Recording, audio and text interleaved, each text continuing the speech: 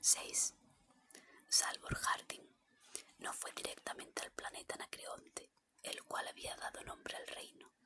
No llegó hasta el día antes de la coronación, tras haber hecho rápidas visitas a 8 de los mayores sistemas estelares del reino, no deteniéndose más que el tiempo justo para conferenciar con los representantes locales de la fundación. El viaje le produjo la opresiva impresión de la enormidad del reino. Era una pequeña astilla, una insignificante manchita, comparado con las extensiones inconcebibles del imperio galáctico, del cual había formado una parte tan distinguida. Pero para alguien cuyos hábitos mentales han sido construidos alrededor de un solo planeta, que además está escasamente poblado, el tamaño y la población de Anacreonte eran impresionantes. Siguiendo cerradamente los lindes de la antigua prefectura de Anacreonte, abarcaba 25 sistemas estelares, 6 de los cuales incluían más de un mundo habitable. La población de 29 billones, aunque aún muy inferior a la del apogeo del imperio, crecía rápidamente con el desarrollo científico cada vez mayor, alentado por la fundación. Y eso entonces, Harding se sintió aterrado ante la magnitud de esa tarea. En 30 años, solo el mundo principal había sido dotado de energía. Las provincias exteriores aún incluían inmensas extensiones en que la energía atómica no había sido reintroducida. Incluso el progreso realizado habría sido imposible de no ser por las reliquias aún en funcionamiento que habían abandonado la marea creciente del imperio. Cuando Harding llegó al mundo capital, encontró todos los negocios habituales en absoluta paralización. En las provincias exteriores aún había celebraciones, pero en el planeta Anacreonte ni una sola persona dejaba de tomar parte febril en las fastuosas ceremonias religiosas que anunciaban la mayoría de edad de su dios rey Leopold. Harding solo pudo charlar media hora con un ojeroso y presuroso Verisov antes de que su embajador tuviera que irse a supervisar otro festival en el templo. Pero la media hora fue de lo más provechosa y Harding se preparó, muy satisfecho, para los fuegos artificiales de la noche. En todo esto actuó como observador. Como no tenía estómago para las tareas religiosas en que indudablemente tendría que tomar parte si se conocía su identidad. De modo que, cuando la sala de baile del palacio se llenó con una reluciente horda de la nobleza más alta y distinguida del reino, se encontró pegado a la pared, casi inadvertido o totalmente ignorado. Había sido presentado a Leopold como uno más de una larga lista de invitados, y a una distancia prudencial, pues el rey permanecía apartado en solitario e impresionante grandeza, rodeado por su mortal aureola de radioactividad. Y antes de una hora, ese mismo rey tomaría asiento en el macizo trono de rodio iridio con incrustaciones de oro, y luego el trono y él se elevarían majestuosamente en el aire, rozando las cabezas de la multitud, para llegar a la gran ventana desde la que el pueblo vería a su rey y le aclamaría con frenesí. El trono no hubiera sido tan macizo, naturalmente, si no hubiera tenido que albergar un motor atómico. Eran más de las 12. Harding se impacientó y se puso de puntillas para ver mejor. Resistió la tentación de subirse a la silla, y entonces vio que Guyenis se abría paso entre la multitud en dirección a él y se tranquilizó. El avance de Guyenis era lento. Casi a cada paso tenía que cruzar una frase amable con algún reverenciado noble, cuyo abuelo había ayudado al abuelo de Leopold a apoderarse del reino, y a cambio de lo cual había recibido un ducado. Y luego se libró del último par uniformado y alcanzó a Harding. Su sonrisa se transformó en una mueca, y sus ojos negros le miraron fijamente por debajo de las enmarañadas cejas con brillo de satisfacción.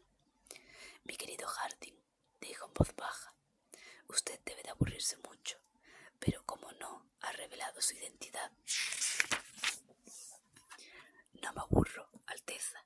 Todo esto es extremadamente interesante. En términos, no tenemos espectáculos comparables, como usted sabe.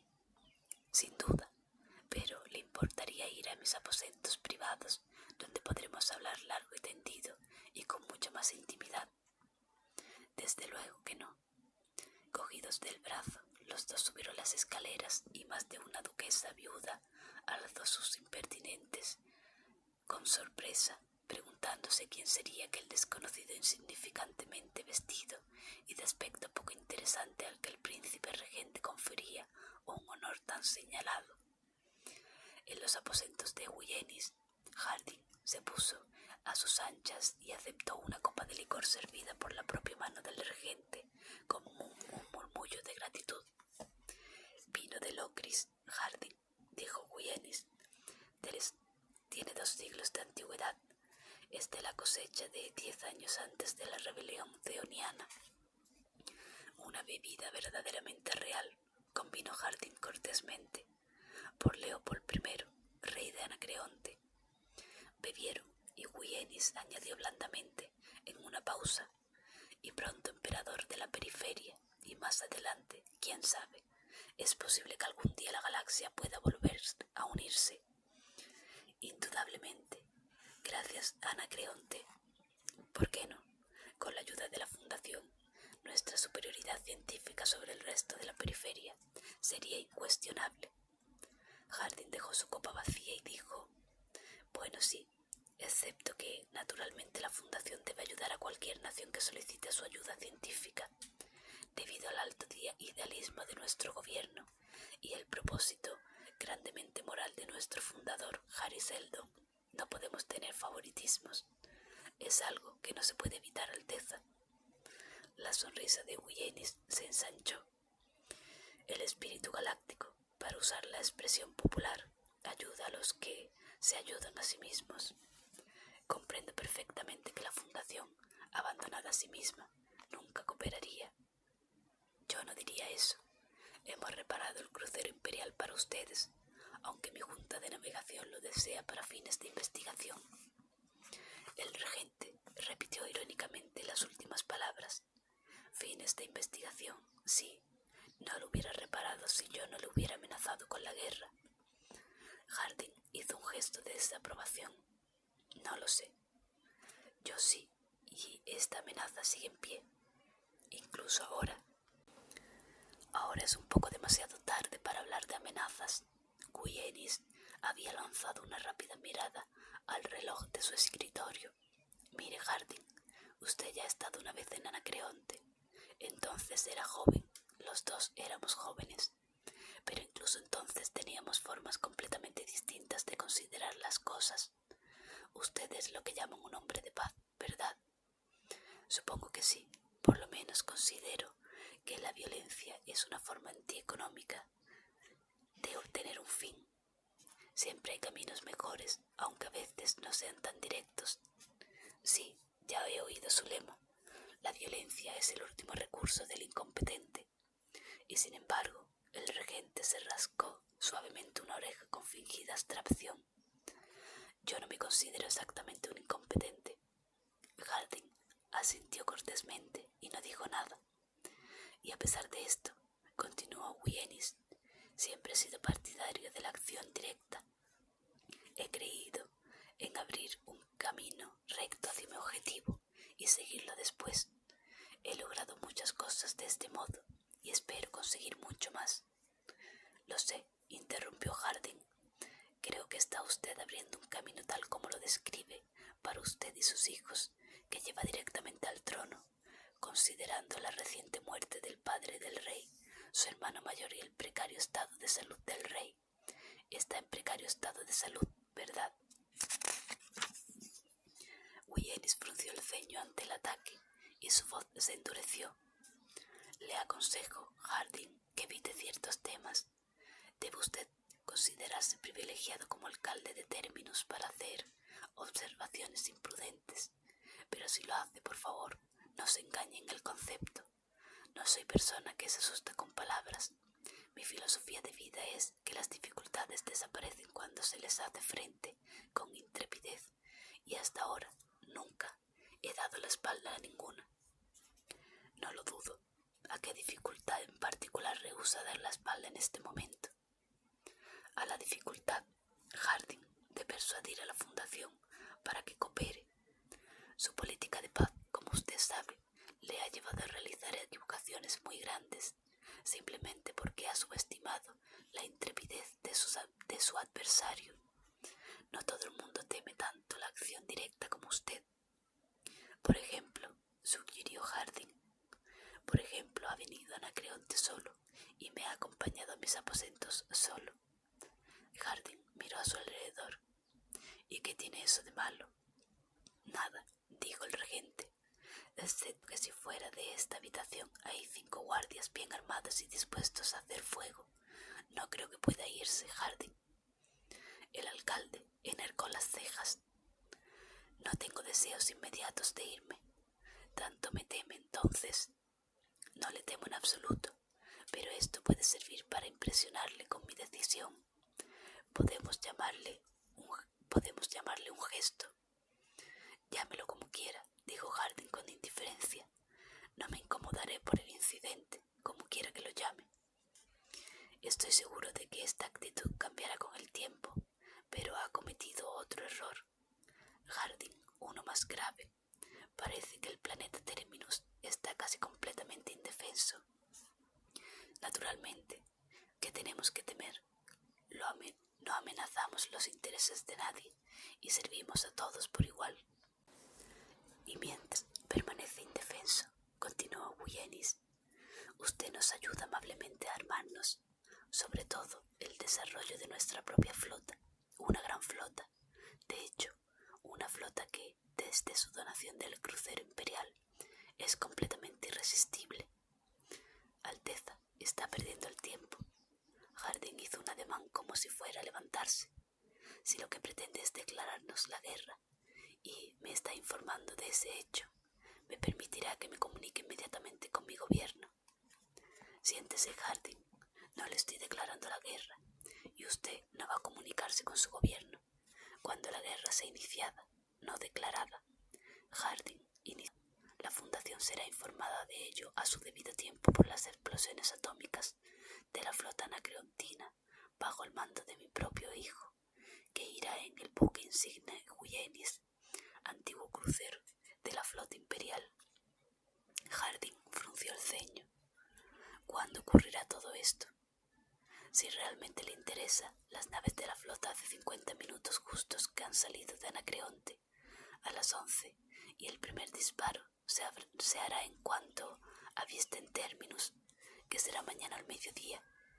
Usted puede considerarse prisionero de guerra. Así es exactamente como me considero, Alteza, dijo Harding, sin desarrugar el ceño. Pero estoy decepcionado.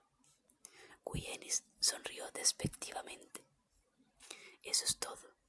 Sí, yo había creído que el momento de la coronación, a medianoche, ya sabe, sería el momento lógico para que zarpara la flota.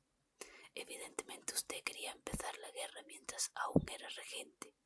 Hubiera sido más dramático del otro modo. El regente le miró fijamente. Por el espacio. ¿De qué está usted hablando? No lo entiende, dijo Harding suavemente. Yo había dispuesto mi contraataque para medianoche. Buyenis se levantó de su silla. Está fanfarroneando. No hay ningún contraataque. Si confía en el apoyo de otros reinos, olvídelos. Sus flotas combinadas no pueden vencer a la nuestra. Ya lo sé, no pretendo disparar un solo tiro. Es sencillamente que, hace una semana, se dio la consigna de que a medianoche de hoy el planeta Anacreonte estaría en interdicto. ¿En interdicto? Sí, no lo comprende. Puedo explicarle que todos los sacerdotes de Anacreonte van a declararse en huelga, a menos que yo dé la contraorden. Pero no puedo hacerlo mientras esté incomunicado, ni lo haría aunque no lo estuviera. Se inclinó hacia adelante y añadió con súbita animación. ¿Se da cuenta, Alteza, de que un ataque a la Fundación no es nada menos que un sacrilegio de la mayor magnitud. Wienis luchaba visiblemente por recobrar el control de sí mismo. Déjese de cuentos, Harding. Resérvelos para el pueblo. Mi querido Wienis, ¿para quién cree que me reservo? Me imagino que durante la última media hora todos los templos de Anacreonte han sido el centro de una gran multitud que escucha a un sacerdote que les habla de este mismo tema. No hay ni un solo hombre ni una mujer en Anacreonte que no sepa que su gobierno ha lanzado un infame ataque no provocado contra el centro de su religión. Pero ahora solo faltan 4 minutos para medianoche. Será mejor que se vaya a la sala de baile y observe los acontecimientos. Yo estaré aquí, a salvo, con 5 guardias detrás de la puerta. Se recostó en su silla, se sirvió otra copa de vino Locris y miró hacia el techo con perfecta indiferencia. Wienis atronó la atmósfera con un juramento ahogado y salió apresuradamente de la habitación. Sobre la élite que llenaba la sala de baile cayó un profundo silencio cuando se abrió un ancho camino que conducía al trono.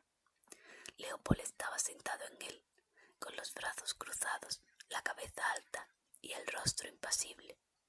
Los enormes candelabros habían sido apagados y en la amortiguada luz multicolor de las diminutas bombillas de átomo que adornaban como lentejuelas el techo abovedado, la aureola real se destacaba brillante, elevándose sobre su cabeza para formar una corona llameante. Wienis se detuvo en las escaleras. Nadie le vio. Todos los ojos estaban fijos en el trono. Apretó los puños y permaneció donde se encontraba. Harding no le obligaría a hacer tonterías por medio de fanfarronadas. Y entonces el trono se movió, se elevó en silencio y avanzó. Fuera del estrado, bajó lentamente los escalones y después, a 15 centímetros sobre el suelo, avanzó en horizontal hacia la enorme ventana abierta. Al sonar la profunda campana que daba al medianoche, se detuvo frente a la ventana y la aureola del rey se desvaneció. Durante un segundo de estupefacción, el rey no se movió, con el rostro torcido por la sorpresa, sin aureola, meramente humano, y entonces el trono vaciló y bajó los 15 centímetros que lo separaban del suelo, estrellándose con un golpe sordo, justo cuando todas las luces del palacio se apagaban. A través de la bulliciosa oscuridad y confusión se oyó la atronadora voz de Wienis. Las antorchas, las antorchas. Dando codazos a derecha e izquierda, se abrió paso entre la multitud y llegó a la puerta. Desde fuera los guardias del palacio se habían internado en la oscuridad. Las antorchas llegaron de algún modo a la sala de baile. Las antorchas que debían utilizarse en la gigantesca procesión de antorchas a través de las calles de la ciudad después de la coronación. De nuevo en el salón de baile, los guardias pululaban con antorchas azules, verdes y rojas, y extrañas luces iluminaban rostros asustados y confusos. «No hay daños», gritó Wienis. «Manténganse en su puesto. La electricidad volverá dentro de un momento». Se volvió hacia el capitán de la guardia que esperaba atentamente a su lado. «¿Qué ocurre, capitán?» «Alteza», fue la instantánea respuesta. «El palacio está rodeado por gente de la ciudad». «¿Qué quieren?», gruñó Wienis. «Hay un sacerdote a la cabeza. Ha sido identificado como el supremo sacerdote Poliverisov. Reclama la inmediata libertad del alcalde Salvor Harding y el cese de la guerra contra la fundación». El informe fue hecho con tono inexpresivo de un oficial, pero sus ojos se desviaban incómodos. Wienis gritó: «Si cualquiera de ellos intenta pasar las puertas del palacio, dispárenle a matar. Por el momento, nada más. Déjelos gritar. Mañana pasaremos cuentas». Las antorchas habían sido distribuidas y la sala de baile volvía a estar iluminada. Wienis corrió hacia el trono, aún junto a la ventana, y ayudó a levantar al asustado Leopold pálido como la cera. «Ven conmigo», lanzó una mirada por la ventana. «La ciudad está completamente ecos y confusos gritos de la muchedumbre. Solo hacia la derecha, donde estaba el templo argólido, había iluminación. Juró irritadamente y arrastró al rey lejos de allí. Wienis entró como una tromba en su habitación, con los 5 guardias tras los talones. Leopold le siguió con los ojos desorbitados, enmudecidos por el susto. Harding, dijo Wienis vivamente, está jugando con fuerzas demasiado grandes para usted. El alcalde ignoró al regente. Permaneció tranquilamente sentado a la luz nacarada de la bombilla átomo de bolsillo que tenía al lado, con una sonrisa irónica en su rostro. Buenos días, Majestad, dijo a Leopold. Le felicito por su coronación. Harding, gritó Wienis de nuevo, ordena a sus sacerdotes que regresen a sus quehaceres. Harding levantó fríamente la vista. Ordéneselo usted mismo, Wienis, y averigüe quién está jugando con fuerzas demasiado grandes. En este momento no gira ni una sola rueda en Anacreonte. No hay ni una sola luz, excepto en los templos. En la mitad invernal del planeta no hay ni una sola caloría de calefacción, excepto en los templos. No hay una sola gota de agua corriente, excepto en los templos. Los hospitales no aceptan a más pacientes. Las plantas de energía están paradas. Todas las naves están posadas en el suelo. Si no le gusta Wienis, usted mismo puede ordenar a los sacerdotes que vuelvan a sus quehaceres. Yo no quiero. Por el espacio, Harding, lo haré. Si ha de ser una demostración, lo será. Veremos si sus sacerdotes pueden enfrentarse con el ejército. Esta noche todos los templos del planeta estarán bajo supervisión del ejército. Muy bien, pero ¿cómo van a dar órdenes? Todas las líneas de comunicación del planeta están interrumpidas. Descubrirá que la radio no funciona, la televisión no funciona y las ultraondas no funcionan.